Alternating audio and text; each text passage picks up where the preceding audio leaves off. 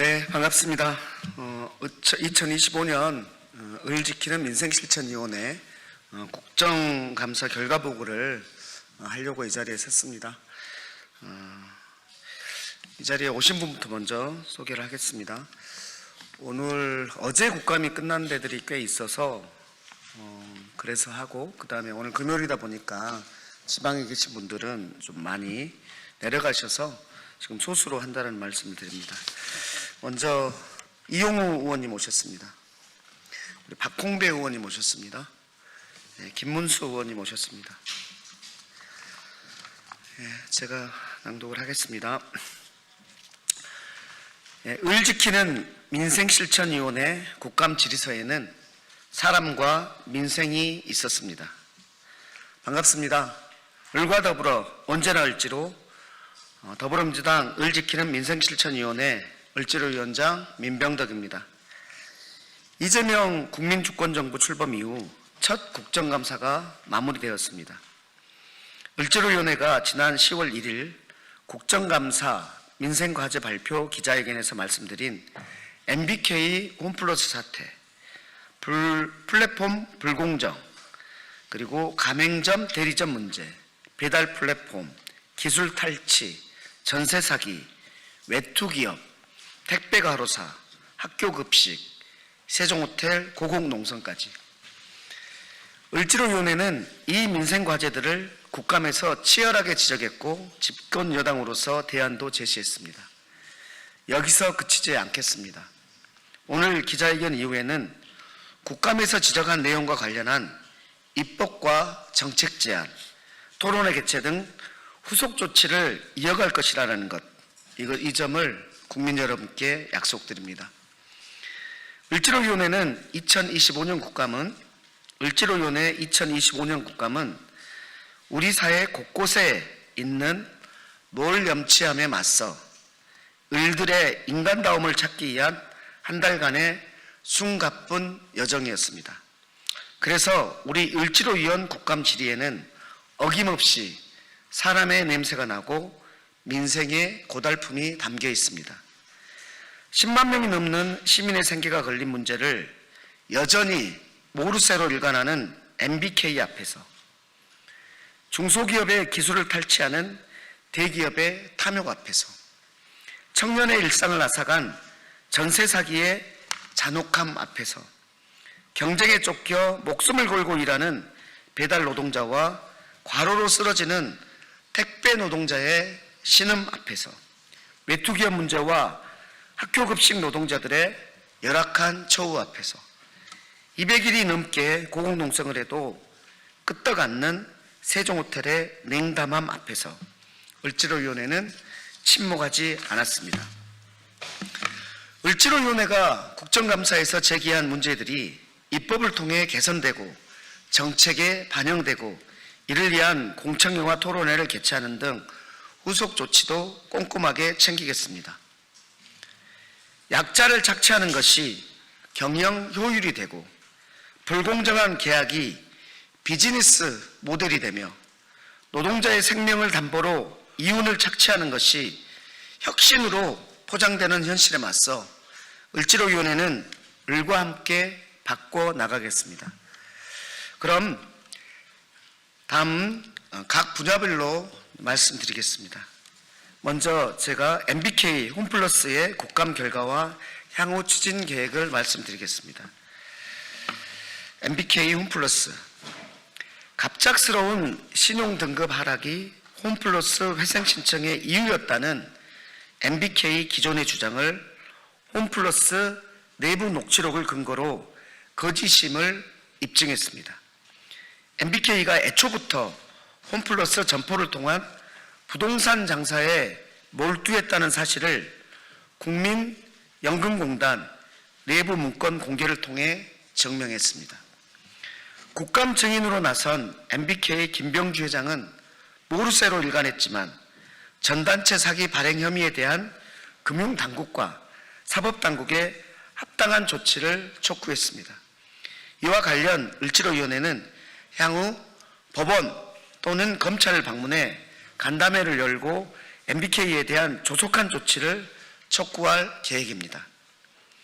또한 MBK에 투자한 국민연금공단의 관계자를 국감 증인으로 불러 국민노후자금인 국민연금의 손실 규모가 9천억 원이라는 점을 지적했고, 국민연금공단으로부터 잘못된 투자였고 국민들께 사과드린다는 답변을 이끌어냈습니다. 금감원 종합감사에서는 MBK의 롯데카드 대주주 적격성 심사의 필요성을 지적하였으며, 금융감독원이 곧바로 적극적인 조사에 착수하기로 발표하는 등 MBK 홈플러스 사태와 관련해 의미 있는 결과를 이끌어냈습니다.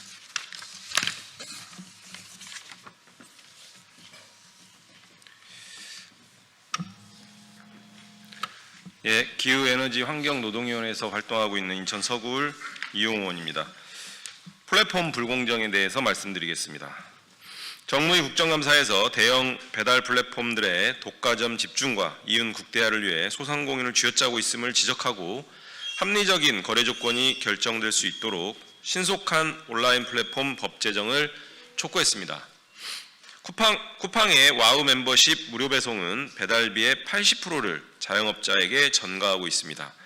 배달의 민족은 2023년 모기업 딜리버리 히어로에 4,127억 원을 배당한 데 이어 24년에는 딜리버리 히어로로부터 자사주를 매입하여 현금 5,327억 원을 지급했습니다. 공정위에 쿠팡의 시장 지배력 남용 행위, 배민의 부당 지원 행위 여부를 조사하고 조치를 취할 것을 촉구했습니다.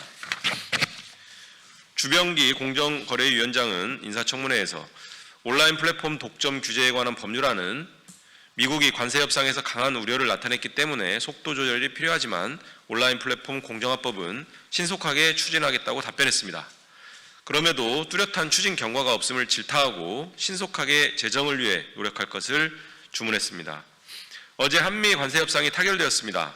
법안 제정을 가로막던 장벽이 사라졌으니 대형 플랫폼의 횡포로부터 자영업자를 보호하기 위한 온라인 플랫폼법이 하루빨리 제정될 수 있도록 서두르겠습니다.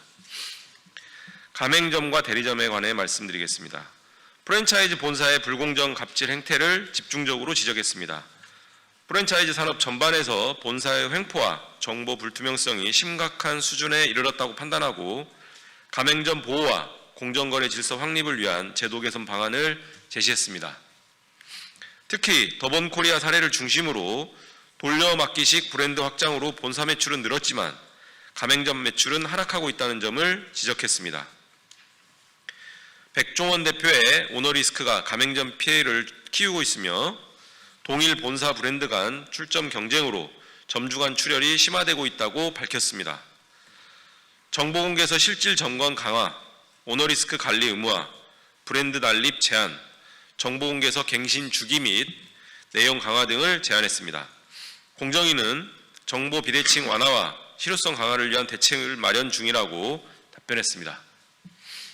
또한 굽네치킨, 명륜 진사갈비, 교촌치킨, 더스윙 등 주요 프랜차이즈의 불공정 행위에 대해 철저한 조사를 촉구했습니다. 굽네치킨의 상품권 수수료 전가 및 자녀 일감 몰아주기 의혹, 명륜 진사갈비의 불법 대부업 정황, 교촌치킨의 슈링크 플레이션, 더스윙의 불법 영업 구조 등이 대표적 사례로 지적됐습니다. 가맹사업법 개정안을 조속히 통과시켜 본사와 가맹점 간 불공정 구조를 근본적으로 개선할 계획입니다. 아울러 개별 사건에 대한 중재 및 피해 구제 기능을 강화하고 프랜차이즈 산업의 투명성과 공정성을 높이기 위한 입법 감시 활동을 지속할 방침입니다. 본사 중심의 이익 구조가 더 이상 자영업자의 희생 위에 세워져서는 안 됩니다. 을지로위원회는 불공정한 갑을 구조를 바로잡고 정보공개서 제도의 실효성을 강화하며 가맹본부와 가맹점이 함께 성장하는 상생 생태계를 구축하기 위해 끝까지 노력하겠습니다. 배달 플랫폼에 대해 말씀드리겠습니다. 배달의 민족과 쿠팡이츠의 대표를 국감 증인으로 출석시켜 불공정 거래 구조, 소비자 기만 행위, 자영업자 착취 문제를 집중적으로 제기했습니다. 두 플랫폼이 시장 지배력을 이용해 자영업자에게 과도한 수수료, 광고비를 전가하고 한그릇 배달, 쿠폰 할인 등 각종 프로모션을 통해 입점업체 간 출혈 경쟁을 조장하고 있습니다. 자영업자의 플랫폼 수수료율은 2022년 5에서 15% 수준에서 2025년 25에서 30%까지 상승해 음식값의 약 3분의 1이 수수료로 빠져나가는 구조로 악화되었습니다. 윤석열 정부가 지난해 발표한 배달앱 상생화는 실질적인 상생이 아니라 오히려 수수료 인상을 정당화한 면죄부에 불과함을 지적했습니다. 배달의 민족은 포장 주문 수수료 부과와 CPC 광고 정책으로 쿠팡이츠는 할인 전 금액 기준 수수료 부과로 자영업자 부담을 가중시키고 있습니다. 이에 대해 공정위는 일부 불공정 약관에 대해 시정 권고를 내리고 가이드라인 마련을 검토 중입니다. 또한 중소벤처기업부는 10월 중 배달앱 실태조사에 착수해 연내 결과를 발표할 예정입니다. 이번 국감을 계기로 배달 플랫폼의 수수료 전가, 광고비 과다, 할인 강요, 알고리즘 불투명성 등 구조적 문제를 제도 개선의 핵심 과제로 부각시킨 것은 평가할 만합니다. 배달 플랫폼들이 을지로위원회 주도의 사회적 대화를 회피하고 상생화를 미룬다면 정기국회 내 입법 조치가 불가피합니다. 향후 거래공정화법 제정과 더불어 배달 플랫폼 규제를 위한 특별법 마련으로 수수료 상한제 도입, 표준계약서 의무화, 입점업체 선택권 및 협상권 보장 등을 적극 추진하겠습니다. 네, 다음은 기술 탈취입니다. 중소기업 기술 탈취 피해의 심각한 실태와 제도적 한계를 지적하고 피해 기업이 체감할 수 있는 실질적 구제 방안 마련을 강력히 촉구했습니다. 2023년 한 해에만 중소기업 기술 유출 피해액은 5,442억 원, 피해 건수는 299건에 달했습니다. 그러나 법적 대응에 나서는 기업은 21.9%에 불과하고 실제 손해배상액은 피해 규모에 턱없이 미치지 못하고 있습니다. 이에 따라 손해액 산정 전문기관 운영, 피해 구제 절차 개선, 예산 확충 등을 통한 실질적 피해 구제 기반 마련이 시급하다고 강조했습니다. 특히 대한제분, 세븐브로이 사례를 통해 협업이 중소기업의 도약이 아닌 몰락으로 이어지는 불공정 구제의 문제점을 짚었습니다. 세븐브로이는 협업 종료 후 수백만 캔을 폐기하며 막대한 손실을 입고 보복성 소송까지 겪는 등 심각한 피해를 호소하고 있습니다. 대한제분 세븐브로이 기술분쟁조정위원회의 절차가 공정하고 투명하게 진행될 수 있도록 관련 제도의 개선 방안을 지속적으로 점검하겠습니다. 중기부는 기술 탈취 근절을 혁신 생태계와 공정한 산업 구조를 위한 핵심 과제로 인식하고 피해 기업이 신뢰 속에서 협업할 수 있도록 제도와 예산을 보완해야 합니다. 국정감사 이후에도 제도 개선과 후속 대책이 현장에서 체감될 수 있도록 책임 있게 챙기겠습니다. 전세 사기입니다. 전세 사기 피해 지원을 위한 선구제 후회수 원칙에 입각한 제도 개선을 강력히 요구했습니다. 지난 9월 국회 입법 박람회에서 을지로위원회가 주관했던 전세 사기 물러거라 부스에서 피해자들이 절절하게 외쳤던 전세 사기 특별법 개정에 대한 요구와 복불복 인생이 아닌 최소 보장 인생으로 만들어 달라, 보금자리가 묘자리가 되지 않게 관심 가져달라는 목소리를 국토부 장관에게 전하고 지난 윤석열 정부에서 거부했던 최저보장금 선지원 제도 신설과 지역 간 불합리한 최우선 변제금 기준의 개선을 제안했습니다.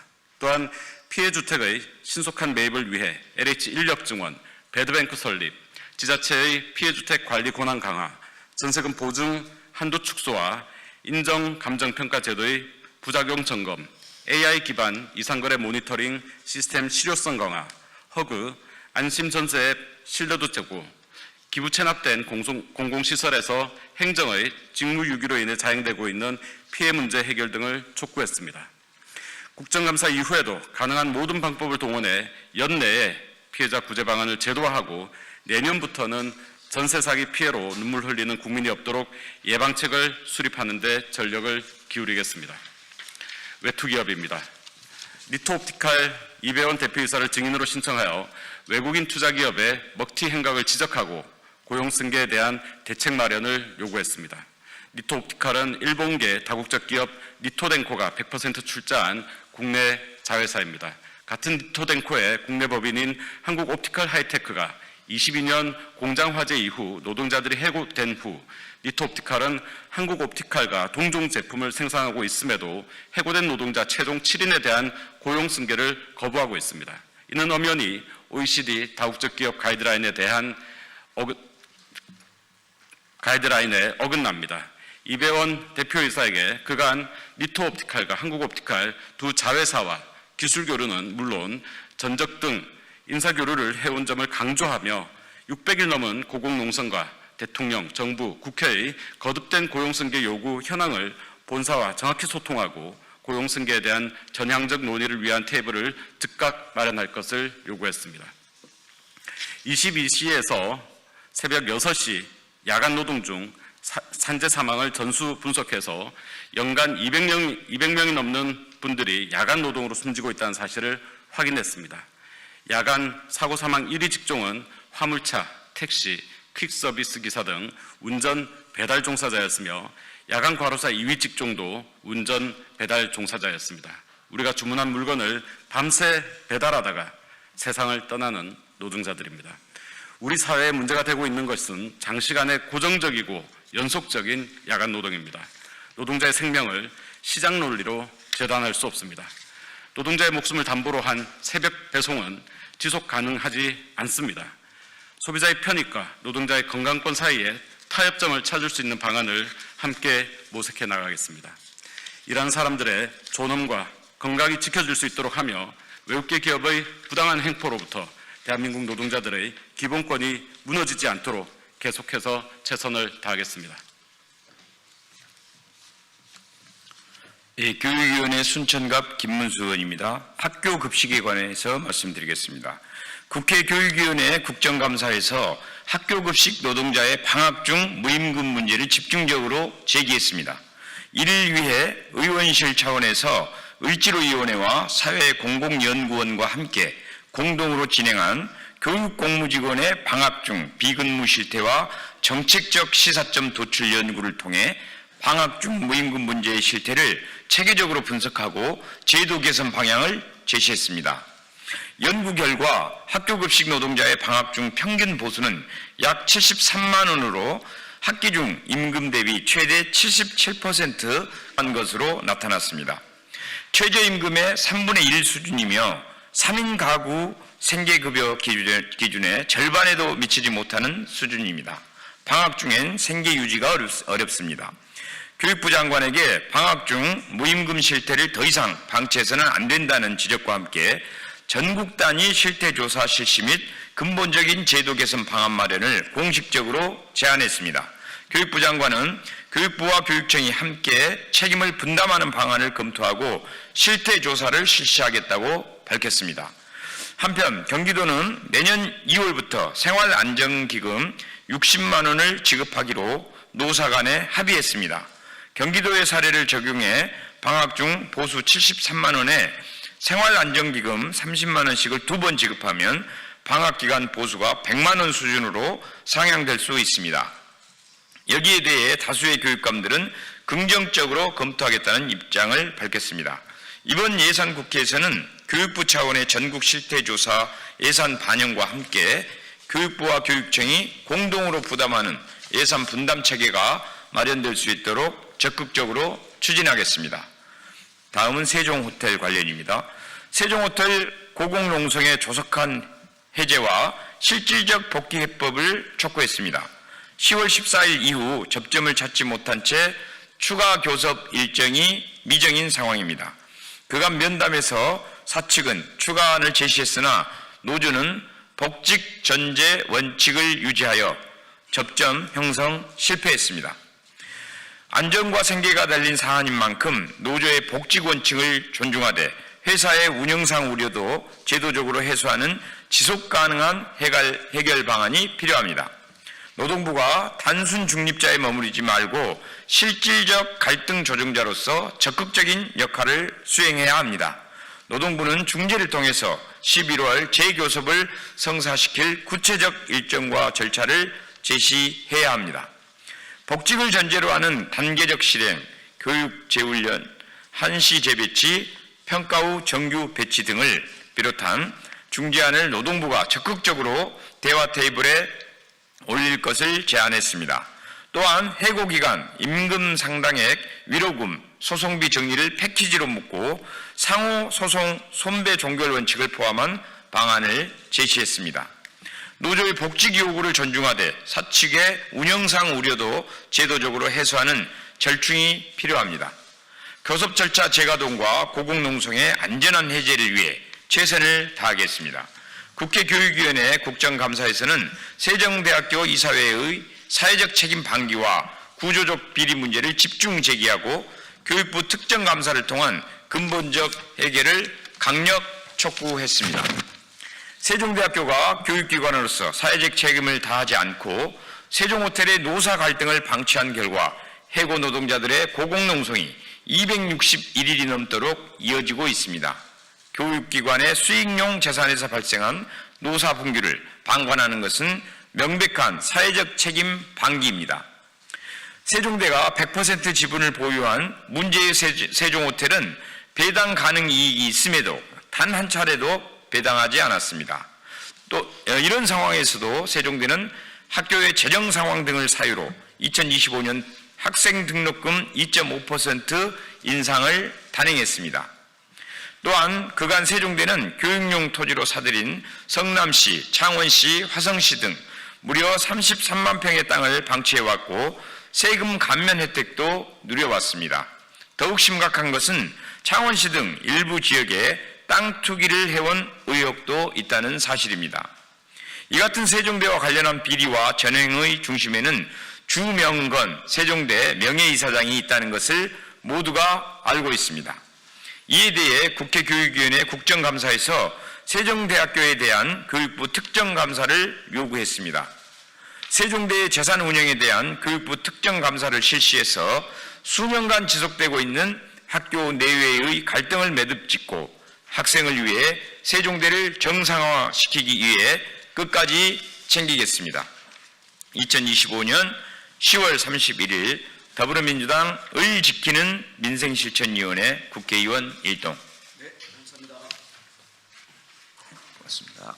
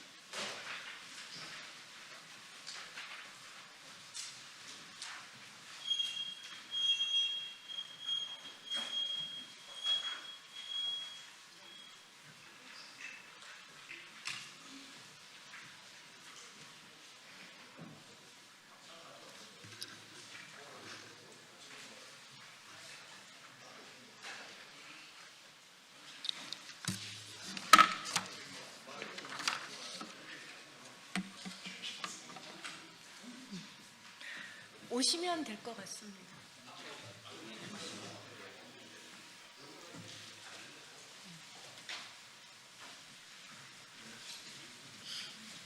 여기 정항우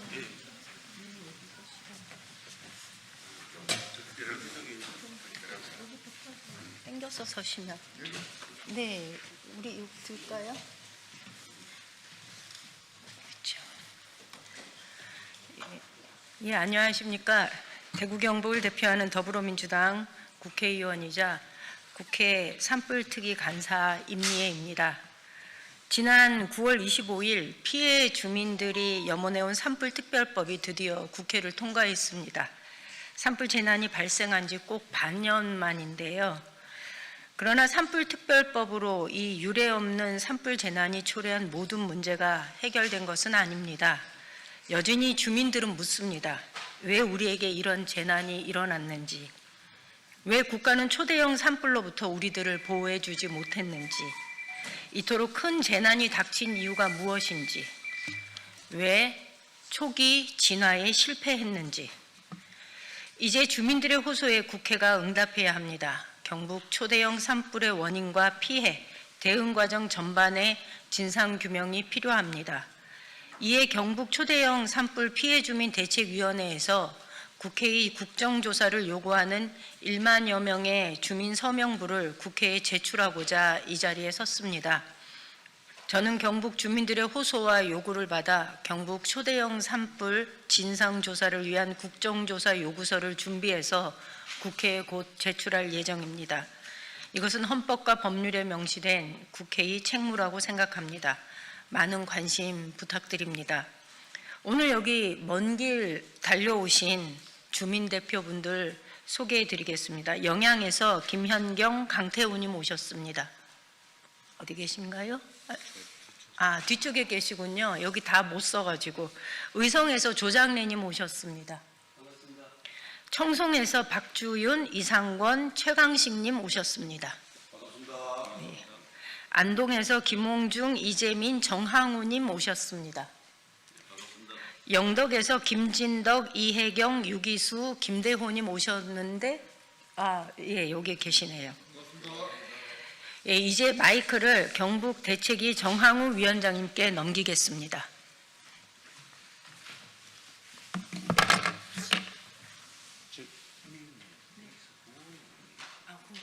예, 알겠습니다.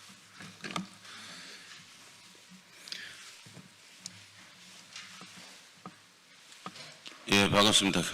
예, 경북 산불 대책위 위원장 정항우라고 합니다. 경북 초대형 산불 진상규명을 위한 국정조사 촉구 기자회견문입니다. 2025년 3월 경상북도 의성에서 시작되어 동해안에서 이르기까지 유례없는 초대형 산불과 복합재난으로 큰 피해를 입었습니다. 의성, 안동, 청송, 영양, 영덕에 걸쳐 발생한 화재는 순식간에 확산되었고 수천 헥타르의 산림과 마을 삶의 터전이 잿더미로 변했습니다. 수많은 주민이 집을 잃고 생계의 기반을 잃었으며 인명피해와 환경피해 또한 심각했었습니다.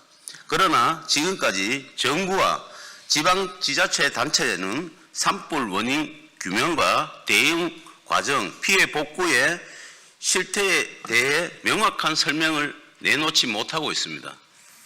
이에 산불 초기 대응의 지연, 위기 경보, 체계의 혼선, 헬기 운항과 진화 지휘의 문제, 그리고 이재민 지원의 불평등 등 수많은 의문이 남아 있습니다.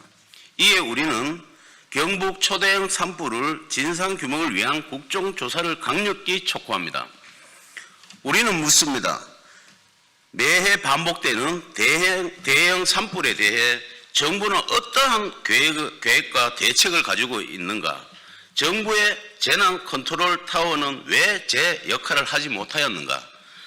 산림청의 산불 관리 시스템은 왜 무력했는가?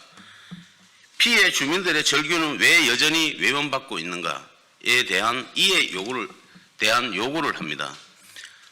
산불 발생 초기 진화와 확산 방지 대응 미흡에 대한 원인 규명을 하고 국회는 즉시 국정조사를 실시하라는 말씀드리겠습니다. 반복되는 산불 재난의 구조적 원인을 찾아 법의 제도적 개선책을 마련하라는 말씀드리고, 그리고 시행령에 당겨질 때 주민의 일상회복 예산은 국가 차원의 재정 지원으로 시행해 줬으면 하는 마음입니다. 우리는 다짐합니다. 이번 초대형 산불은 단순한 사회 재난으로 치부할 수 없습니다. 기후의 위기의 시대의 경고 속에 국가의 시스템 부재와 책임을 다하지 못한 복합 재난입니다. 우리는 더 이상 사회 재난 뒤에 숨어 있는 무책임을 용납하지 않을 것입니다. 우리는 국가 책임을 밝히는 시민 사회와 전문단체 그리고 양심 있는 정치인들과 연대하여 이번 사태의 진실을 끝까지 밝힐 것이며 다시는 이 같은 참사가 반복되지 않도록 투쟁할 것입니다. 경북 산불 피해 주민대책위원회 일동의 마음입니다. 이상입니다.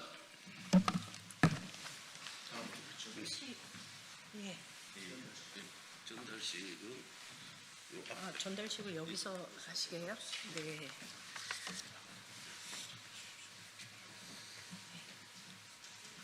잘 전달하겠습니다. 혹시 더 발언하실 분은 안 계신 거죠? 저희 이 산불 피해 이주민들의 공통적으로 가지고 있는 의문이 하나 있습니다. 3월 22일 날 의성에서 발생한 산불이 3월 25일 영덕으로까지 번지기 그 과정에 보면 사실 그렇게 바람이 강하지 않았습니다.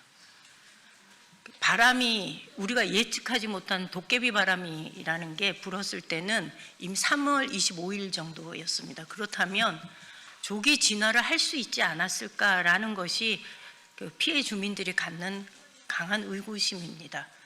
우리가 아시다시피 산불 진화의 권한은 면적에 따라서 나뉩니다. 100헥타 미만일 때는 자치단체장 그리고 광역 시도지사 그 다음에 산림청으로 넘어가는데요. 이 산불 재난의 그 대응 체계에 문제가 있다는 것이 여기 계신 분들이 가지고 있는 공통적인 의문입니다. 그리고 재난이 발생했을 때 국가가 제대로 대응하지 못한 진화뿐만이 아니라 이주민들에 대한 대책에 있어서도 제대로 대응하지 못한 것에 대한 의구심들을 많이 가지고 있습니다. 국정조사가 조속하게 이루어질 수 있도록 오늘 서명 명부를 받았는데 저희 국회에서 일을 해보겠습니다. 고맙습니다. 끝까지 관심 가져주시기 바랍니다. 인사하고 가지요. 고맙습니다.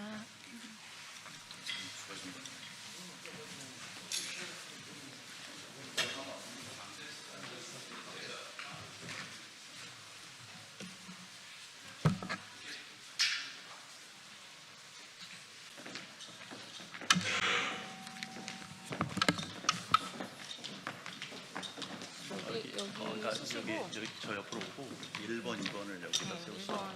1번 이렇게.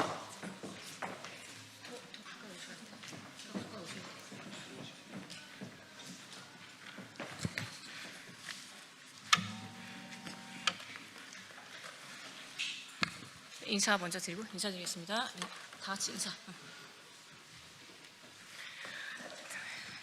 지난 18일 연수구에서 발생한 정동 킥보드 관련해서 기자회견 시작하도록 하겠습니다. 오늘 이 자리는 연수구에 있는 학부모님들 같이 동행해 주셨습니다. 존경하는 국민 여러분, 국회 기후에너지환경노동위원회 소속 국민의힘 김소희입니다. 저는 오늘 전동 킥보드의 무분별한 이용으로 국민의 생명과 안전이 심각하게 위협받는 현실을 끝내기 위해 도로교통법 일부 개정 법률안을 대표 발의했습니다. 전동 킥보드는 한때 혁신적인 이동 수단으로 불렸지만 불과 몇 년 새 거리 위의 흉기이자 국민의 생명을 위협하는 잠재적 살인 도구로 변했습니다.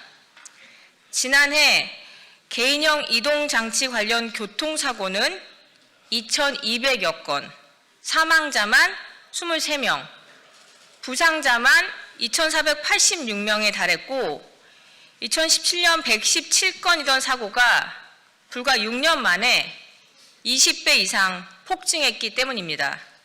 아시는 것처럼 지난 18일 인천 연수구에서는 2살배기 딸을 지키려던 어머니가 중학생이 몰던 전동 킥보드에 치여 생명이 위독한 상태이고 올해 6월에는 경기 일산 호수공원에서 무면허 여고생이 몰던 전동 킥보드에 60대 부부가 충돌해 아내분이 숨지는 사고가 있었습니다. 또한 작년 8월 세종시에서는 70대 여성이 횡단보도를 건너다 전동 킥보드에 치여 목숨을 잃었습니다. 이 사고들은 단순한 교통사고가 아닌 전동 킥보드 관련 법과 제도가 멈춘 사이에 되풀이된 인재입니다. 현행 도로교통법은 전동 킥보드를 개인형 이동 장치로 분류하고 운전자는 반드시 면허를 소지해야 한다고 규정하고 있습니다. 그러나 현실은 다릅니다. 전동 킥보드 대여 애플리케이션에 면허 번호만 입력하면 누구나 손쉽게 대여할 수 있고 타인의 면허를 빌리거나 도용해도 이를 확인할 방법이 없습니다.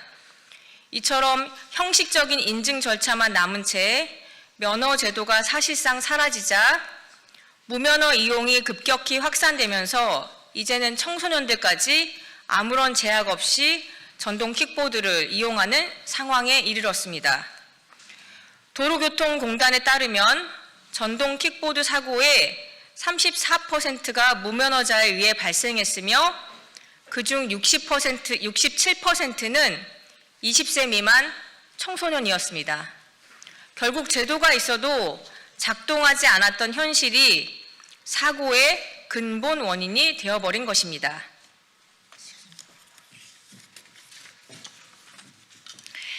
더 큰 문제는 정부의 태도입니다. 경찰과 지자체는 현행법상 단속 권한이 있음에도 인력 부족과 관리 의지 부재로 사실상 손을 놓고 있습니다. 단속은커녕 사고 통계 조사 제대로 집계하지 못하는 실정입니다. 이로 인해 결국 법은 있지만 작동하지 않고 제도는 있지만 누구도 책임지지 않는 현실이 계속되고 있습니다. 이런 문제를 해결하기 위해 국회에서는 전동 킥보드 대여 사업자에게 면허 실시간 인증 의무화, 공유업체 등록제와 책임보험 가입 의무화, 이용자 안전교육과 사업자 책임을 강화하는 법 등 여러 차례 관련 법안을 발의했었습니다.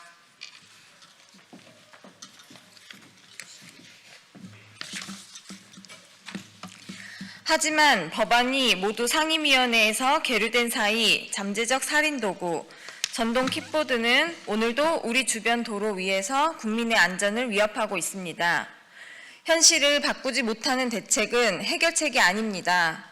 이제는 형식적인 보완을 반복할 것이 아니라 국민의 생명을 지키기 위해서라도 전동 킥보드 전면 퇴출을 논의해야 합니다.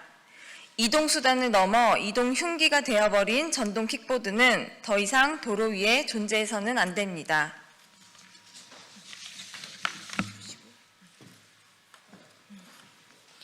그래서 이번에 제가 발의한 개정안은 도로교통법상 개인형 이동장치 정의를 전면 삭제하고 전동 킥보드의 도로 운행을 전면 금지하는 일명 킥난이 금지법입니다. 이미 프랑스 파리, 스페인 마드리드, 호주 멜버른 등 주요 도시들은 잇따른 사고와 시민 불편을 이유로 공유 전동 킥보드를 도심에서 전면 퇴출했습니다. 형식적인 논의와 미봉책으로는 더 이상 안전을 지킬 수 없다는 결론이었습니다. 우리나라도 이제는 사고 뒤에 후속 대책을 내놓는 관성에서 벗어나 국민의 생명을 지킬 수 있는 실질적 정책과 제도적 기반을 조속히 마련해야 합니다. 교통의 기본은 안전입니다. 이제라도 전동 킥보드의 편리함 뒤에 가려진 위험을 바로잡고 국회가 이번 개정안을 통해 제도의 공백을 메워야 합니다. 국민이 안심하고 걸을 수 있는 환경, 아이들이 안전하게 통학할 수 있는 거리로 되돌려야 합니다. 이제는 미봉책이 아닌 실질적인 변화로 나아가겠습니다. 국민의 생명을 지키는 것은 선택이 아닌 국가의 책임이라는 원칙 아래 전동 킥보드로 인한 비극이 다시는 반복되지 않도록 강력한 제도를 완성해 나가겠습니다. 이어서 네. 최근 사고가 났던 송도 국제도시의 시의원 이강구 의원입니다. 그 사고로 인해서 저희 청소년들이 범죄자로 몰리고 있습니다. 그리고 피해자들도 너무나 안타까운 그런 상황에 있죠. 저희가 이틀, 그제 오후부터 지금 송도 지역에서 그리고 인천 시민들과 함께 이제 서명운동, 공유 킥보드 퇴출 운동, 서명 운동을 하고 있습니다. 24시간 만에 지금 저희가 2,500명의 서명을 지금 받았습니다. 앞으로 계속해서 퇴출 관련해서 서명 운동은 계속 진행해 나가도록 하겠습니다. 우리 기자 언론에서도 이 부분에서 많이 좀 관심 가져주시고 좀 도와주시길 간곡히 부탁드리겠습니다. 이상으로 기자회견 마치겠습니다. 감사합니다.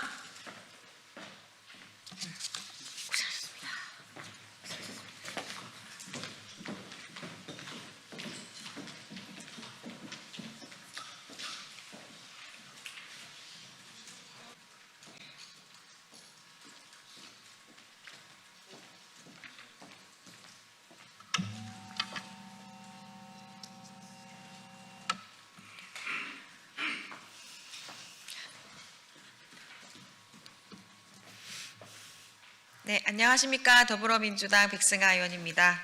오늘의 브리핑 한 건 말씀드리겠습니다. K문화를 알리는 경주 에이펙, K문화 관광산업과 지역 발전으로 이어지는 문화외교의 성과입니다. 경주 에이펙 정상회의를 계기로 천년고도 경주와 함께 K문화가 다시 한번 세계의 주목을 받고 있습니다. 이번 회의는 정치, 경제의 의제를 넘어 대한민국의 K문화와 K콘텐츠의 가치를 세계에 알린 문화 외교의 장이 되었습니다. 각국 정상들과 외국 방문객들은 신라 천년의 역사와 전통이 깃든 경주의 문화 유적과 예술, 그리고 첨단 K콘텐츠가 어우러진 조화로운 모습에 깊은 감명을 받고 있습니다. 우리 민족의 전통과 현대 그리고 미래가 공존하는 K문화는 문화도시 경주의 위상을 드높이며 대한민국 문화의 품격을 보여주고 있습니다. 이재명 정부는 글로벌 문화강국으로 도약하기 위해 외국인 지역 방문 확대와 지방관광 경쟁력 강화를 목표로 세계 수준의 문화관광 인프라를 하고 있으며 문화도시 경주는 그 대표적인 성공 모델이 될 것입니다.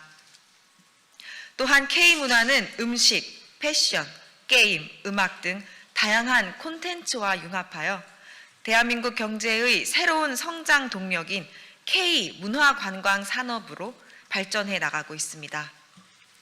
백범 김구 선생께서 말씀하신 문화강국의 꿈은 이제 현실이 되고 있습니다.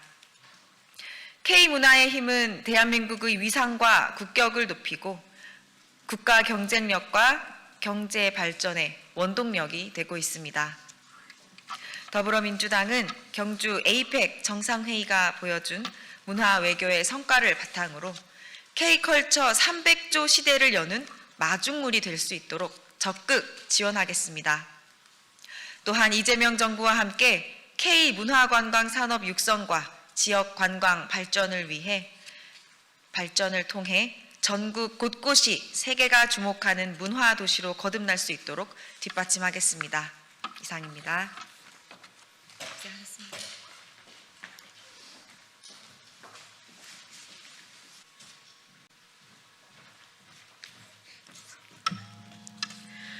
네, 더불어민주당 국민소통위원회 민주파출소 주간 브리핑 실시하겠습니다.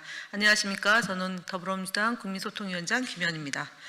10월 31일 금요일 브리핑 시작하겠습니다. 10월 31일 00시 기준으로 한 주간 3,824명이 방문하였고 1,027건의 제보가 접수되었습니다. 누적 건수로는 69만 2,435명이 민주파출소를 방문하여 총 21만 2,666건이 제보되었습니다. 매체별로는 온라인 커뮤니티 SNS가 348건으로 32%를 차지하고 있고 유튜브는 261건 24%로 그 다음이고요. 댓글 98건 순으로 제보되었습니다. 언론 대응 보고 말씀드리겠습니다. 충남 이 뉴스는 10월 24일자 보도에서 민주당의 사법개혁을 이재명 대통령 무죄를 위한 사법부 장악으로 규정하였으나 이는 사실이 아닙니다. 해당 보도에 대해 정정 및 반론 보도를 언론중재위에 제소하였습니다. 또한 세계일보의 10월 28일자 보도는 민주당 소속 상임위원장의 독단 운영, 질의 태도 등을 선별적으로 부각한 왜곡 보도였기에 반론 보도를 제소하였습니다. 유튜브 대응 보고입니다. 김현지 1부속실장을 대상으로 한 허위 조작 영상이 여전히 지속되고 있습니다. 특히 AI 합성 기술을 이용해 이재명 대통령과 김현지 실장이 부도덕한 행위를 한 것처럼 연출한 이미지를 24시간 라이브 스트리밍하는 사태가 확인되고 있습니다. 해당 스트리밍 채널 2곳을 플랫폼 측에 신고하였으며 그중 한 곳은 경찰에 고발 조치하였습니다. 구글은 경찰 고발한 계정에 대해 계정 해지 조치를 완료했습니다. 온라인 대응 보고입니다. 한 주간 온라인 부분 제보 건수는 총 306건이었습니다. 특히 경주 에이펙 영향으로 정상회담, 무역 협상 등 경제, 외교 분야 제보가 크게 늘었으며 김현지 실장 관련 허위 조작 제보는 꾸준히 이어지고 있습니다. 또한 AI를 이용한 공격이 더욱 교묘하고 악랄해지고 있습니다. 이들에 대한 조치뿐만 아니라 적극적인 법률 대응도 검토하겠습니다. 방송 대응 보고입니다. 한 주간 시사 프로그램 및 뉴스를 모니터링한 결과 방송 심의 규정 위반 사례 30건이 확인되었습니다. 시사대담 토론 프로그램에서 특정 정당 및 보수 진영에 편중된 패널 구성으로 인해 공정한 언론 토론 환경이 심각하게 훼손되고 있는 상황입니다. 이에 방송 공정성 확보와 건강한 여론 형성을 위한 방송미디어통신심의위원회 심의를 신청하였습니다. 경찰 대응 보고입니다. 한미일보는 이재명 대통령과 김 실장과 자식이 있다는 등의 취지의 허위 사실을 보도하였으며 이는 심각한 명예훼손에 해당합니다. 해당 보도건에 대한 경찰 고발 조치가 있었으며 향후 동일 매체에 대한 모니터링을 강화하여 반복적인 허위 보도에 대해서도 대응하겠습니다. 이상으로 대응 보고 드렸습니다. 세계의 시선이 경주로 향해 있습니다. 에이펙 성공은 단순히 외교 행사를 넘어 대한민국의 위상을 높일 뿐만 아니라 대한민국의 미래에 이정표를 주는 기회입니다. 근거 없는 혐오 조작, 허위 조작 정보의 확산은 이러한 국가적 성과를 흐리는 국익을 훼손할 수 있다는 점을 다시 한번 말씀드리며 국민소통위원회는 사실에 기반한 건강한 공론장을 지키고 대한민국의 외교적 성과가 온전히 국민의 자부심으로 이어질 수 있도록 끝까지 책임 있게 활동해 나가겠습니다. 감사합니다.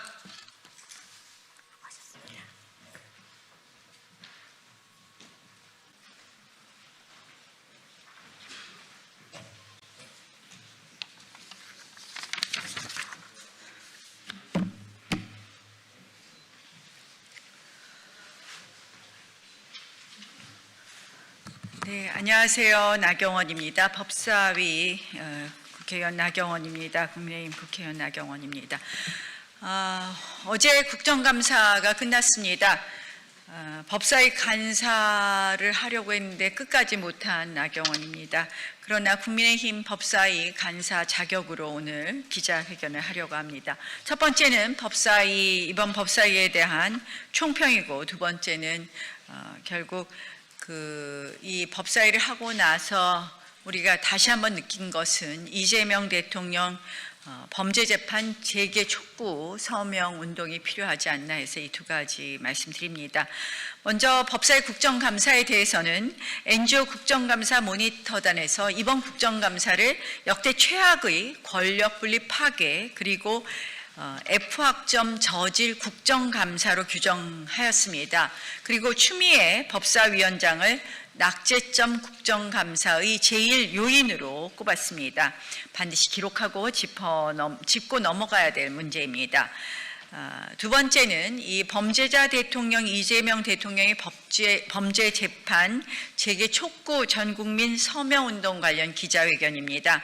청년들이 자발적으로 추진해서 기자회견을 자청해왔고 2만 5천여 명가량의 국민들이 이미 동참하고 있습니다. 멈춰진 이재명 대통령 재판은 반드시 재개돼야 합니다. 아시다시피 이번 법사위 국정감사에서 김대웅 서울고등법원장도 이런 말씀을 하셨습니다. 재판 재개가 이론적으로 가능하다. 이와 관련해서 청년들의 성명서 발표는 조금 이따 따로 하겠다는 말씀드립니다. 먼저 국정감사 총평 말씀드리겠습니다. 추미애 위원장의 독단적인 만행은 법사위 종감날까지 계속되었습니다. 마지막 법사위 종갑날까지 야당 의원들 2명의 발언권을 박탈하고 경고와 퇴장을 남발하며 자신들의 지지층만을 위한 법사위 회의 운영으로 의회 민주주의가 처절하게 짓밟힌 날이었습니다. 오죽하면 국정감사를 27년간 모니터해온 NGO 국정감사 모니터링단에서도 권력 분립 파괴를 한 국정감사였다. 저질 국정감사였다. F학점이었다라고 규정했습니다. 내용을 보면 이렇습니다. 추미애 법사위원장이 감사원 국정감사에서 곽규택 의원의 발언권을 제한했다. 10월 17일에는 군사법원 국정감사에서 역시 곽규택 의원의 발언 순서를 임의로 조정하고 발언권을 제한했다. 이게 아마 그 유명한 태도를 봐가며인 것 같습니다. 10월 21일 법사위 대전 고검 등 국정감사에서는 주진우 의원과 최혁진 의원의 문제에 있어서 고성이 오건 간 것이 최혁진 의원이 쳐다봐서인데 둘 다 퇴장 명령을 했다. 10월 23일 법사위에서는 신동욱 의원의 등에 또 퇴장을 명하며 밤중에 영겁퍼 파행을 했다. 뭐 이런 이야기입니다. 사실은 그리고 NGO 국정감사 모니터링단에서 지적한 것은 역시 간사 없는 국정감사를 했다는 것도 지적이 되었습니다. 간사는 국회법 50조에 따라서 반드시 필요한 기관입니다. NGO 모니터링단에서는 이렇게 비유했습니다. 마치 축구 경기에서 상대팀의 주장 후보가 마음에 들지 않는다고 다수결로 비토권을 행사하여 주장 없이 경기를 하고 상대팀 출신의 심판이 선수들이 집단으로 항의를 계속한다며 옐로우 카드, 레드 카드를 남발하고 일방적인 시합 진행을 하는 것과 같은 모습이다. 이렇게 지적했습니다. 그리고 모니터링단 그 보고서에 따르면 추미애 위원장은 다른 감사위원의 평균 질의 시간보다 위원장 발언 질의 시간이 3배 이상 많은 경우가 4번이나 됐다고 지적되어 있습니다. 한마디로 민주당 의원들에게 발언권을 더 많이 주는 것은 물론이고 본인 위원장께서 껌껌이 위원들의 발언에 끼어들거나 위원들 발언이 마무리되고 나서 전체적으로 국정감사를 민주당이 원하는 민주당을 위한 국정감사로 끌어갔다는 말씀입니다. 이것은 결국 순응하는 자들에게는 무제한에 가까운 발언권을 주고 또 그에 대한 반론은 철저히 묵살된 모습이었습니다. 한편 추미애 위원장은 여러분들 잘 기억하시다시피 대법원 점령 사태 기억하실 겁니다. 또 대법원장을 사실상 자리에 앉아서 답하라고 하면서 감금 논란이 있었던 사건도 있었습니다. 그 목적은 정치공세 질문을 통해서 이재명 대통령의 유죄 재판을 뒤집으려고 한 것인 것을 똑똑히 또 기억하고 있습니다. 국정감사 과정에서 국민의힘이 또 선정한 증인은 하나도 선택하지 않고 하나도는 아니고 중요한 증인들은 핵심 증인들은 모두 부결시키기도 했습니다. 김현지 부속실장을 비롯한 3명의 핵심 증인을 일방적으로 부결시키기도 했습니다. 양평 공무원 고문치사의 주범인 민중기 특검에 대한 증인 신청과 현장 검증도 일방 부결되었습니다. 한마디로 매우 편향적이고 매우 불공정한 그리고 민주당을 위한 민주당에 의한 국정감사였습니다. 이렇게 편향적인 상임위원장은 저는 상임위원장의 자격이 없다. 그 상임위원장 자리에서 물러나는 것이 의회 민주주의에 입각한 법사위 운영 그리고 국회 운영에 도움이 된다는 말씀을 다시 한번 드립니다. 이번 법사위 국정감사에서 추미애 위원장을 비롯한 민주당의 목적은 딱 2가지였습니다. 하나는 이재명 재판 뒤집기, 또 하나는 내란몰이 유죄 찍어내기입니다. 그러기 위해 의혹 부풀리기, 가짜뉴스 퍼뜨리기를 숨쉬듯 했습니다. 민주당 법사위에서 망신 주고 또 모욕했던 검판사들을 보면 이유가 있습니다. 이재명 대통령 재판 또는 수사와 관련된 검판사들이었습니다. 한마디로 이러한 불순한 목적으로 법사위 회의장을 인민재판장으로 만들어 집단적인 멸시, 비난, 그리고 호통이 계속되었다는 점을 말씀드립니다. 이번 법사위 국정감사는 마무리되었지만 아직 운영위와 정보위 등 겸임 상임위 국정감사가 이어집니다. 이재명 대통령의 비리를 속속들이 알고 있는 김현지 부속실장은 반드시 출석해야 할 것입니다. 말로만 국회 합의에 따라 출석하겠다는 말을 하지 말고 당당하다면 당연히 국회에 나와서 몇 시간이든 증인으로서 증언해야 될 것이라는 점을 분명히 해둡니다. 이제 국정감사가 마무리되면 예산국회로 들어갑니다. 이재명 민주당 정권의 3권 분립 파괴, 의회독재 사법장악에 맞서서 법사위에서 국회에서 최선의 노력을 다하겠다는 말씀을 드립니다. 조금 이따 청년들께서 범죄재판 재개 촉구 국민 서명운동 관련 기자회견을 할 것입니다. 잘 아시다시피 지금 대한민국의 헌법 파괴의 원인은 오로지 하나, 이재명 대통령 무죄 만들기입니다.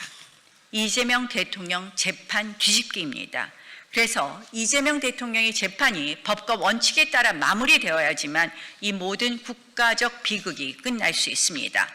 이재명 범죄 재판 재개 서명 촉구 운동에 온 국민이 동참해 주실 것을 촉구합니다.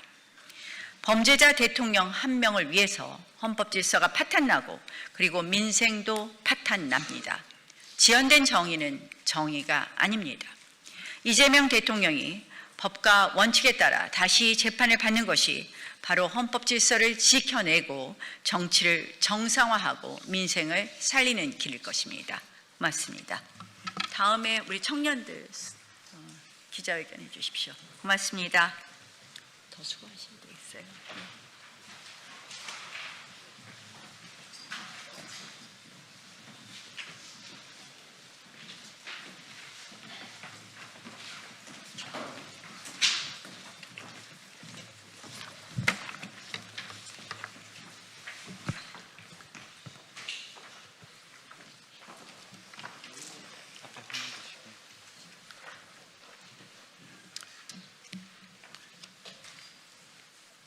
시작하겠습니다.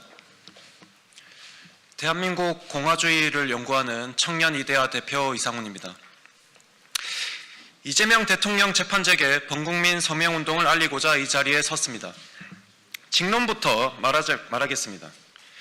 대법원 유죄 취지 파기환송으로 범죄 확정 피고인 신분이나 다름없는 사람이 대선에 출마한다는 것부터가 헌정 질서의 문란입니다. 대다수 국민들의 주권의식을 내려다보는 처사입니다.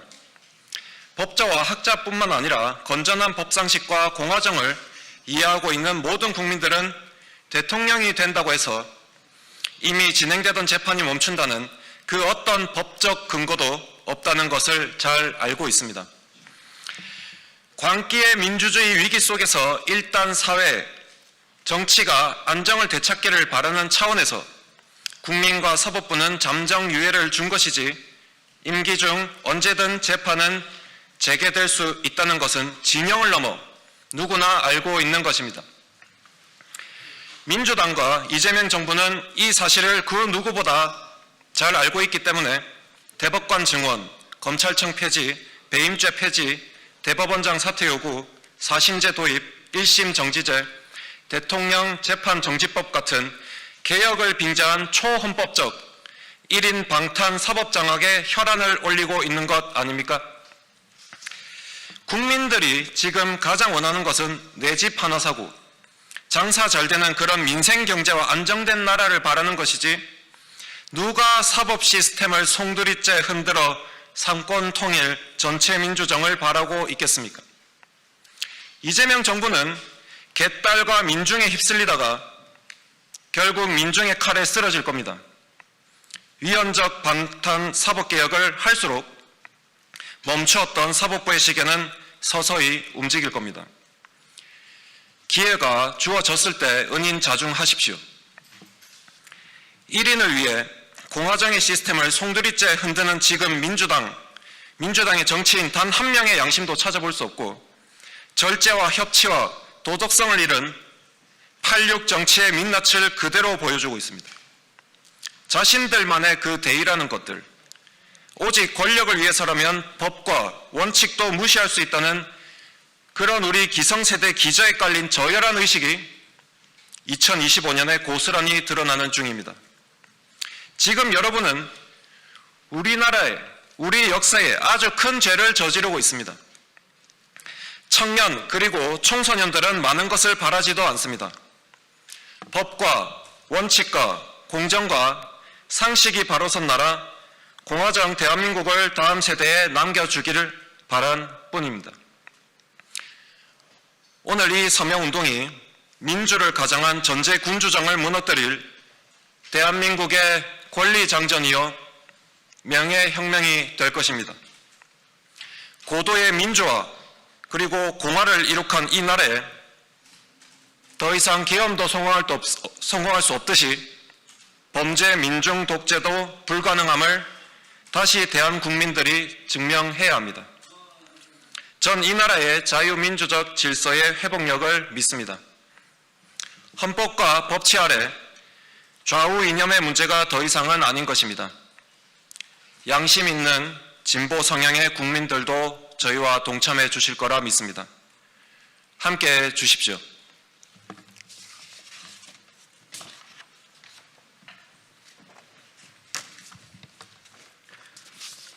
시국에 행동하는 대학연합 이영민입니다.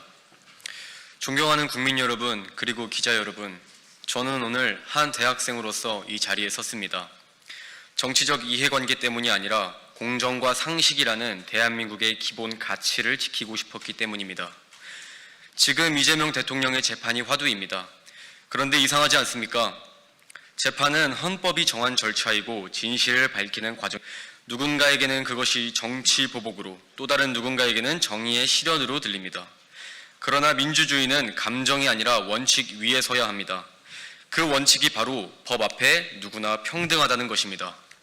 이재명 대표 본인도 과거에 이렇게 말했습니다. 대통령도 죄를 지으면 감옥에 가자. 저는 그 말에 전적으로 동의합니다. 그 말이 진심이었다면 지금 이 순간 그분 자신도 같은 잣대를 받아들여야 합니다. 누구도 예외가 되어서는 안 됩니다. 법은 사람의 이름에 따라 무거워지거나 가벼워져서는 안 됩니다. 오늘 우리가 지켜야 할 것은 이재명이라는 이름이 아니라 대한민국의 원칙입니다. 재판을 받는 것은 부끄러운 일이 아닙니다. 진실을 밝히는 절차를 회피하거나 법 위에 서려는 태도가 부끄러운 일입니다. 국민이 묻고 있는 것은 누가 더 세냐가 아니라 누가 법을 존중하느냐입니다. 내 편일 때는 침묵하고 남이 편일 때만 분노한다면 그것은 이미 공정이 아닙니다. 진짜 공정은 불편함을 감수하는 용기에서 시작됩니다. 진짜 상식은 진실을 감추지 않는 정직함에서 시작됩니다. 우리는 과연 공정한가? 우리는 스스로에게도 법을 적용할 수 있는가? 이 질문 앞에 진심으로 답할 수 있는 나라가 되어야 합니다. 법 앞에 모두가 평등한 나라, 그것이 이 나라가 지켜야 할 최소한의 양심이며 우리가 다음 세대에게 물려줘야 할 상식입니다. 그 상식을 무너뜨리는 순간 민주주의는 이름만 남고 정신은 사라질 것입니다. 오늘 우리는 다시 한번 선언해야 합니다. 누구도 법 위에 있지 않다. 그것이 민주주의의 기본이며 공정과 상식을 향한 국민의 외침입니다. 감사합니다.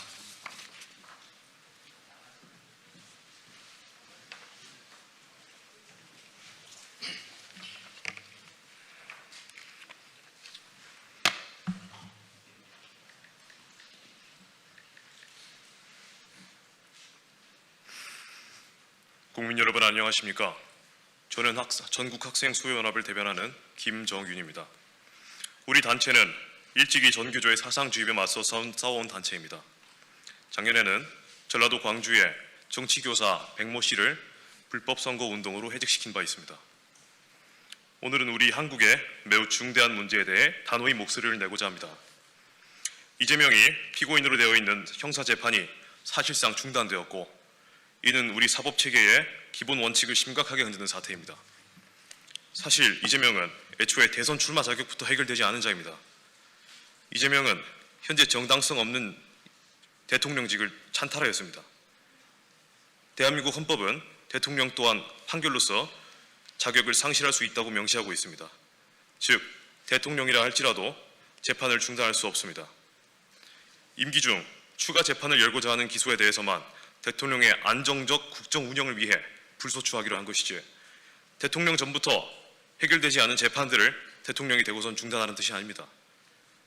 즉, 사실상 재판을 중단시킨 이재명은 헌법적 대통령이 아니라 권력이 부여한 괴뢰 수장이라고 할 수 있습니다.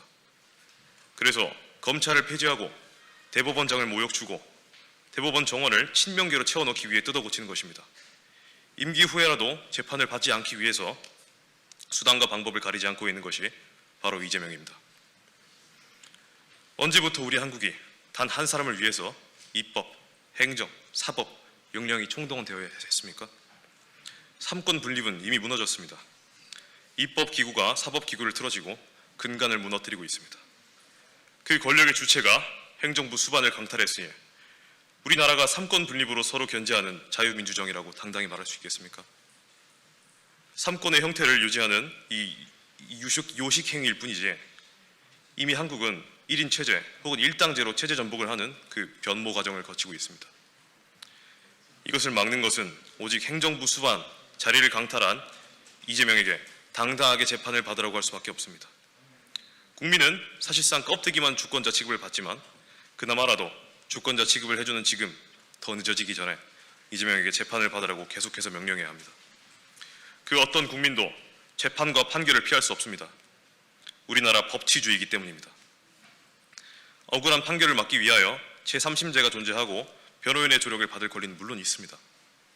하지만 그 어떤 누구라도 법치주의를 피할 수는 없습니다. 이재명의 재판 중단은 독재자 탄생의 서막입니다. 우리 전국학생소위연합은 국민수사대와 함께 이재명 재판 속개에 힘을 모을 것입니다.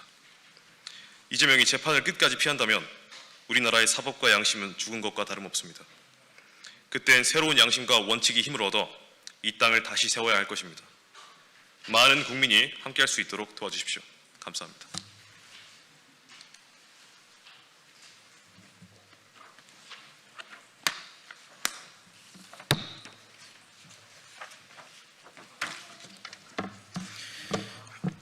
안녕하십니까. 성명서 낭독을 맡은 청년이데아의 함재환입니다.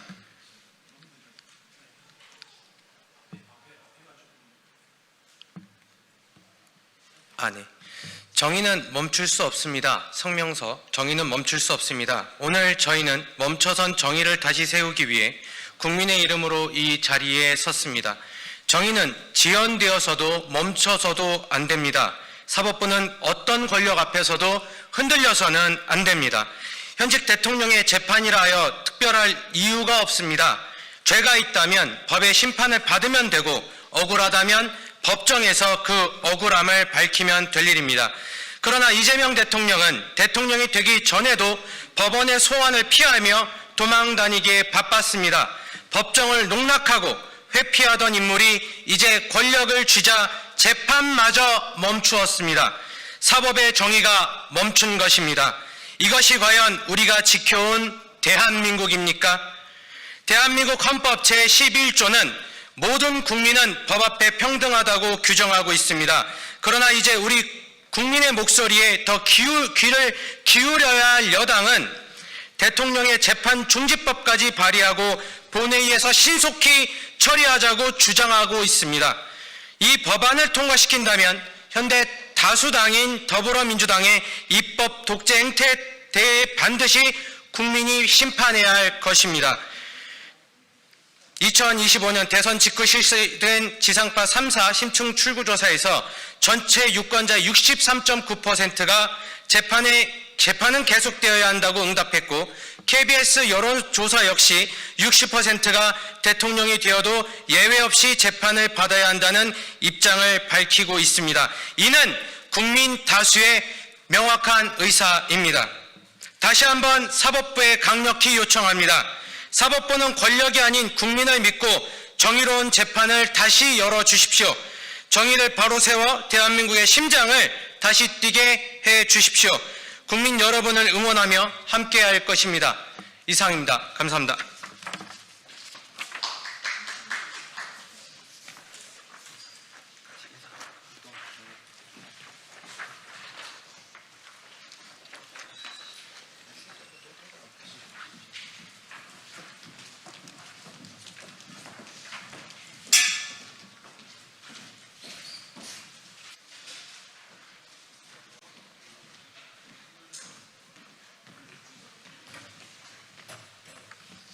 네, 먼저 간단하게 인사드리겠습니다. 저는 국토교통위원회 소속 더불어민주당 강북구 갑 출신의 천준호 의원입니다.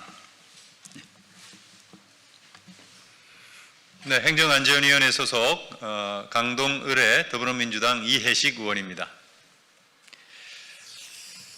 네, 지난 국정감사 기간 중 시민의 제보로 서울시 한강버스에 사고가 은폐되었음을 폭로한 바 있습니다. 그런데 오늘 서울시가 이와 관련해서 2건의 사고가 추가로 더 있었음을 밝혔습니다. 그리고 먼저 폭로했던 지난 10월 17일에 부표와 한강버스가 충돌하는 사건과 관련해서 관련된 CCTV를 공개할 것을 요구하고 있지만 서울시가 그와 관련해서 민간 회사의 영업이익을 고려하면서 공개를 거부하고 있는 상황입니다. 아직까지 이 사고의 진실은 밝혀지고 있지 않고 은폐되고 있는 상황임에도 불구하고 내일자로 서울시가 한강버스 운행을 전면 재개하겠다라고 해서 매우 걱정스러운 심정으로 오늘 이 기자회견을 갖게 되었습니다. 지금부터 기자회견문을 낭독하도록 하겠습니다. 서울시 한강버스 사고 은폐 규탄, 한강버스 운항 재개 연기 촉구 기자회견문. 서울시가 오늘 오전 한강버스 시험 운항 기간의 사고 내역 3건을 뒤늦게 공개했습니다. 그간 국회의 국정감사와 자료 요구에 거짓 보고로 일관하며 사고를 은폐해오다 제보로 구체적인 사고 사실이 드러나고 더 이상 발뺌하는 것이 불가능해지자 면피성으로 뒤늦게 3건의 사고를 시인한 것입니다. 그러나 서울시는 지금도 사고를 축소 은폐하고 있습니다. 서울시는 오늘 오전 기자 브리핑에서 철제 부표 충돌 사고에 대해 설명하면서 숙련 선장과 교습 선장이 함께 훈련하던 중 교습 선장이 야간 운항에 서툴러 노안 및 시력 저하로 인해 사고를 냈다고 밝혔습니다. 숙련 선장은 교각 점검 중이었다고 했습니다. 그러면서 해당 교습 선장이 퇴사했기 때문에 정식 운항에 문제가 없다는 식으로 사안을 축소하고 있습니다. 서울시에 묻습니다. 높이 2m에 무게 5,100kg짜리 부표에 한강버스가 정면 충돌하기까지 금년 5월에 입사한 숙련 선장은 배 어디에서 어떻게 교각을 점검하고 있었다는 것입니까? 당시 함께 사고를 낸 숙련 선장은 사고를 일으킨 지 단 열흘 만에 한강버스 정식 운항에 투입되어 수많은 승객을 태우는 것 아닙니까? 수많은 시민들이 수상 레저 활동을 하는 한강에 2m짜리 철제 시설물을 넘어뜨리는 사고를 일으키는 한강버스를 교습을 이유로 계속 띄우는 것은 괜찮은 일입니까? 또한 서울시 한강버스 사업 담당 과장은 사고 영상 기록을 제출하라는 국회의 공식 요구에 대해 제출을 회피하면서 한강버스 측에서 정식 운항 재개를 앞둔 마당에 기업 이미지 등 영업상 우려를 표명하고 있어 설득이 어렵다고 밝혔습니다. 서울 시민의 안전과 국민의 알 권리보다 민간 회사의 영업 이익이 우선입니까? 기업 이미지는 핑계이고 영상을 통해 드러날 또 다른 진실이 있는 것 아닙니까? 오세훈 시장과 서울시, 주 한강버스가 한 통 속으로 숨기고 있는 이 사고의 실체와 진실은 무엇입니까? 오세훈 시장과 서울시는 지금도 사고의 진실을 은폐하고 있는 것입니다. 지금까지 서울시의 한강버스 사고 은폐는 교묘한 방식으로 계속되어 왔습니다. 지난 20일 국토교통위원회 국정감사에서 서울시는 시범 운항 정비 기록 자료를 제출했습니다. 그러나 당시 답변에 교묘하게 3월부터 8월까지로 기간을 특정한 후 10월 시범 운항 기간에 발생한 사고로 인한 고장 및 정비 기록은 제출하지 않았습니다. 당시 국정감사에서 서울시가 한강버스의 안전 문제를 전혀 챙기지 않고 있는 점을 지적하며 고장 기록을 요구했음에도 서울시는 의도적으로 이 사고 사실을 비켜갔습니다. 심지어 오세훈 시장은 당시 별 문제가 없는 것으로 보고받았다고 답변까지 했습니다. 오세훈 시장이 전면에 나서서 작정하고 사고를 은폐한 것입니다. 이런 행태대로라면 사고가 오늘 밝힌 3건 이외에 더 있을 가능성도 농후합니다. 한강버스는 부표 충돌 사고 발생 시각인 8시 40분보다 1시간 더 늦은 야간에도 운항을 할 예정입니다. 또다시 같은 사고가 발생하지 않을 거라고 장담할 수 없습니다. 사고 발생일로부터 정식 운항일까지 열흘이라는 기간은 상황이 개선되고 안전을 보장받기에 너무 짧은 시간입니다. 뿐만 아니라 서울시는 한강버스 운항 선장 및 선원의 이력과 근무 배치표를 제출하라는 요구에도 묵살하고 있습니다. 서울시는 선장과 선원 개인에게 사고의 책임을 떠넘기려고 그렇게 빠져나가려고 하는 것입니까? 위험 요인이 전혀 제거되지 않은 상태에서 이렇게까지 무리하게 사업을 강행하는 이유를 납득할 수 없습니다. 광기에 가깝습니다. 오세훈 시장의 치적쌓기를 위해 서울 시민의 안전을 담보로 잡는 것이라고밖에 설명할 수 없습니다. 서울시가 인명사고가 나지 않았기 때문에 모두 경미한 것으로 사고의 의미를 축소하는 것은 실제 인명사고가 날 때까지 안전 문제를 방치하겠다는 것과 같습니다. 서울시의 한강버스 사고 축소 은폐를 강력히 규탄하며 다음에 3가지를 요구합니다. 먼저 오세훈 서울시장은 사고 사실을 은폐한 것에 머리 숙여 서울 시민에게 사과해야 할 것입니다. 사고 CCTV 영상 및 사고 자료 관련 일체와 한강버스 선장 및 선원의 숙련도를 확인할 수 있는 자료 일체를 즉시 공개해야 합니다. 서울시는 안전이 보장되지 않는 한강버스 운항 체계를 운항 재개를 즉각 중단하십시오. 이상입니다.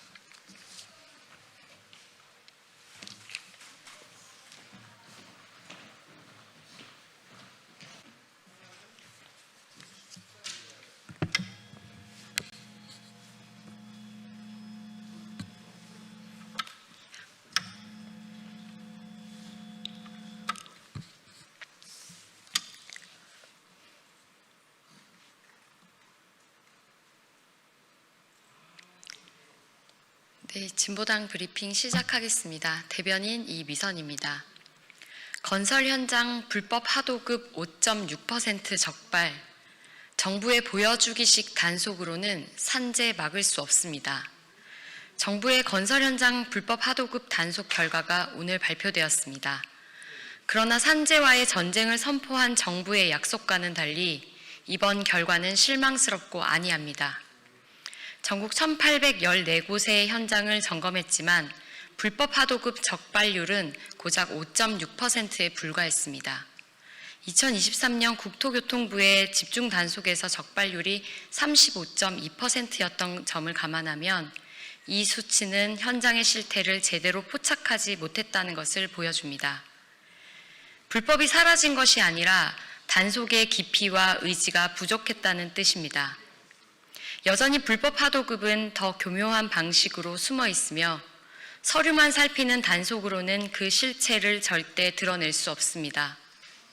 불법 하도급은 건설 산업의 구조적 적폐입니다.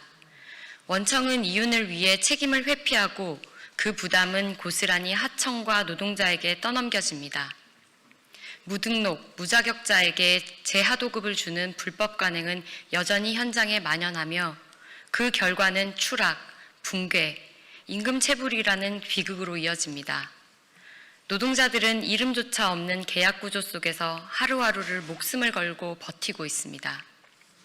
이재명 정부가 산재 근절을 진정으로 원한다면 보여주기식 단속으로는 안 됩니다. 단속을 상시 감독 체계로 전환하고 불법을 반복한 기업은 공공입찰에서 영구 퇴출시켜야 합니다. 임금과 계약 관계를 실시간으로 투명하게 관리해야 합니다.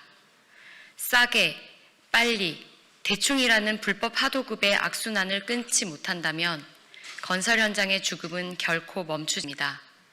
불법 하도급을 뿌리 뽑는 일은 곧 노동자의 생명을 지키는 일입니다. 이상 브리핑 마치겠습니다. 고맙습니다.